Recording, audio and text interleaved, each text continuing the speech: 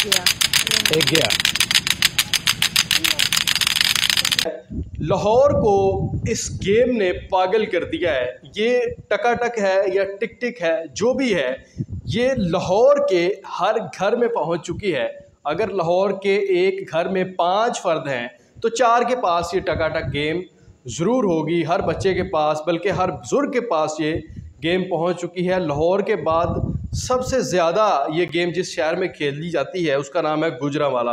गुजरांवाला में बाकायदा तौर पे इसके टूर्नामेंट भी मुनक्कद होते हैं। और आपको पता है कि गुजरांवाला में प्लास्टिक एक बड़ी इंडस्ट्री है और प्लास्टिक की जो इंडस्ट्री है वो भी इससे बड़ा फ़ायदा हासिल कर रही है, चूँकि मार्केट में ये आम हो चुके हैं, ट्रेंड बन चुका है, बच्चा बच्चा इसको ख़रीद रहा है, बड़े ख़रीद रहे हैं, इस पर अपना टाइम स्पेंड कर रहे हैं। ना सिर्फ खेल रहे हैं लोग बल्कि इससे कारोबार भी कर रहे हैं। आपने देखा होगा जगह जगह ये गेम जो है ये खेली जाती है। जहाँ भी आप देखेंगे आपको लड़के बड़े बुज़ुर्ग सब नज़र आएंगे और सब इस तरह जनाब करते हैं और फिर जनाब उनका जो टाइम है इसी तरह से गुजरता है।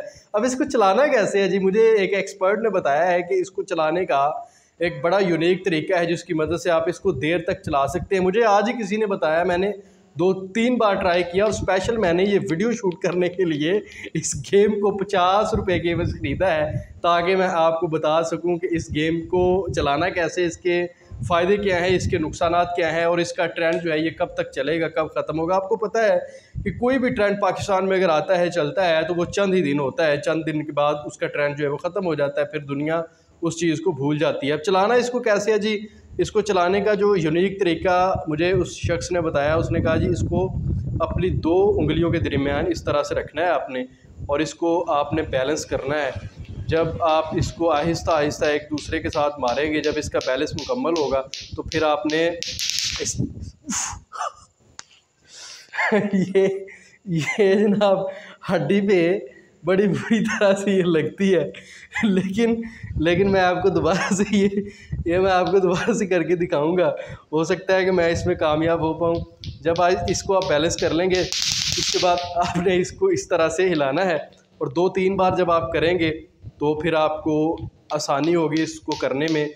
और ये सबसे बेस्ट तरीका है, बजाय कि आप इसको यहाँ से पकड़ के चलाएं, ये बहुत मुश्किल है। अगर आप दोनों उंगलियों के दरमियान इसको रखते हैं इसका बैलेंस मुकम्मल हो जाता है और उसके बाद जब ये आपस में टकराती हैं तो इनका बैलेंस जो है वो काफ़ी देर तक बरकरार रहता है। और उसके बाद क्या होता है जी? उसके बाद होता है जी ये होता है